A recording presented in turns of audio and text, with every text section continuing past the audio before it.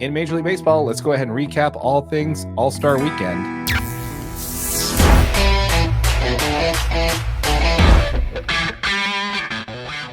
Before we get into content, folks, we want to make sure that we quickly mention we are so close to hitting 1,000 subscribers on this channel. As we mentioned before, once we hit 1,000 subscribers, we're going to be giving the first $500 that we earn in AdSense revenue back to our subscribers. 5 subscribers are each going to earn $100 each.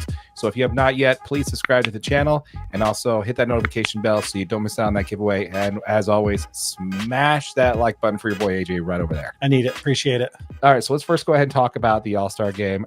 Next week, we'll dive in more about the trade deadline coming up and all the teams, and we'll basically be selfish and pick on what our teams need first. That's what I'm talking about. And then if anybody wants to comment in the comments down below on who your team is, and we will definitely talk about how they need to address those needs We'd love to. The deadline and who would be available for it. So definitely jump into that. This week we're going to go ahead and break down the All-Star week that was. So let's first talk about the home run derby. So if you watched our video last week where we broke down the home run derby, we talked about the new rules and the changes to it, and we also talked about how those changes were actually going to make it much funner. It really was weird to see it, but see it in practice or being used, it was much better than I was expecting it to be. Right. So they do only get the 30 or so pitches in the first round. So if they take a pitch, it doesn't matter. It counts against them. There it is. It's just the pitch. So that's how it should be. Now in the All-Star game, in the home run derby, it's just as important to make sure that you have a pitcher that can put the ball where you need it to be in order for you to hit a homer. Only way to stay competitive. Yeah. So having your dad out there throwing 100 balls, it's probably not going to be the best idea going forward for the derby if you want to win.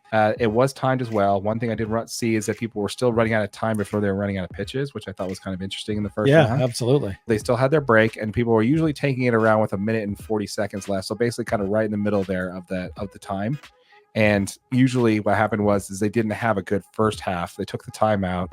They had their sip of water and their Gatorade, talked to their teammates, and then they came right back in, and then they went off. Right. That's kind of how I saw it. Now, if you hit a ball further than 420 feet, you got a bonus out. Once your time was out, you had 3 bonus outs, so you could take 3 swings. The timer is gone.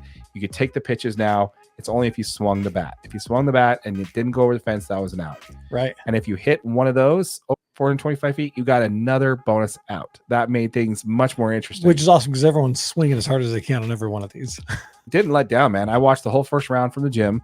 I got to see my boy Teoscar put up 14 or 18. I can't remember the exact number. I think it was 14. Correct me in the comments down below there.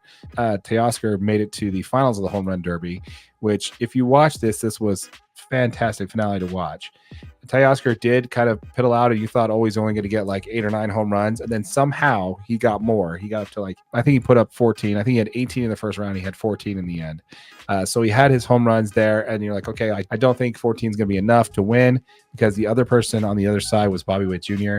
He's one of your dark horse MVP candidates. That's right. Check out the previous video. Anyway, so it came down to the last pitch. Bobby Witt Jr. didn't look like he was going to make it. He was at 6 home runs when he took his time out. I don't think he's got it. And he was at 10 home runs when he got into bonus outs. And so I'm like, I don't think he's got it. Not enough. He hit 1 bomb and then he had 2 outs. So he needs 3 bombs and he only had 1 more out left. And then you're just like, I don't think he's going to get it. But he did hit it. He got on a roll, hit a few. And then the last one that would tie Teoscar Hernandez for 15, he hit it dead center, straight out there. And even he was waving at trying to get it to go further. And it hits about 2 to 3 feet down off the top of the wall and goes down. Teoscar wins the home run derby. Pandemonium ensues. Everybody's yelling, cheering, screaming, having a good time. Way to go, Teoscar. Yes. So that was a lot of fun to watch. Fascinating way they did the home run derby this year. Really liked it. It's good to see all the players, the teams, the players, the people who are competing, their teammates out there celebrating with them. Very, very cool. Really liked it. Yeah, absolutely. I don't know. I love all the MLB festivities. All right, so let's go ahead and pivot on over to the actual game, shall we? Yeah. Okay, so I would like to go ahead and take my victory lap on this one here and talk about that I guessed right the starter for the National League. I know it's not a huge thing that Paul Skeens ended up being the starter of the All-Star game, but he was my pick, and he ended up starting for the National League. He did. Yeah. Which is really funny about that because the first inning, did you know how many bets were placed in the first inning of that game how many people he was going to strike out, and the odds of him pitching him an immaculate inning? There was an actual official bet. There was an actual bet for that? These are the best hitters in all. It's an all-star game. But he did do something that he hasn't done only but once this entire year. And you know what that is? Uh-uh. He didn't punch somebody out in the first inning. He has a strikeout in really? the first inning of every start with the exception of one. Can you believe that? That's a That crazy is stat. Insane. That's a crazy stat. Yeah. But yeah, so really awesome. Paul Skeens went out there and just freaking threw gas, man. I just thought that was insane. The Paul Skeens versus Aaron Judge matchup was everything that everybody was talking about, right? Yeah. Everyone's like, he's not going to see him. There's, because Judge is hitting fourth, and obviously Soto makes sure he gets a walk, which is really funny because Skeens gives him a high inside fastball, and Judge is just swinging for the fences. I got to put it in play. He's not going to strike me out. He ends up grounding out a third, obviously, but I don't know. There was a lot of really cool moments. I mean, obviously you're a Dodgers fan. The Shohei home run, absolutely insane. Yeah, I saw a really interesting stat about that. That was like the first home run in an All-Star game in like over 30 years, which I was very surprised to see. Yeah, I think it's been like 20 years, I think is what I read. And the fact that there was two of them in this one was... Yeah, then Jarren Duran just gets up and absolutely smashes the ball to put American League over top, which ended up being the difference in the game. Yep, he ended up winning the MVP. MVP for that. Yeah. So one thing I wanted to talk about, just a few fun notes about that when it comes to originally Shohei Ohtani's home run, is he's the first player in history to hit a home run and also win. Get an actual win in an All-Star game. Get a win in an All-Star game. A pitching win, yeah. Only player in history. I saw that.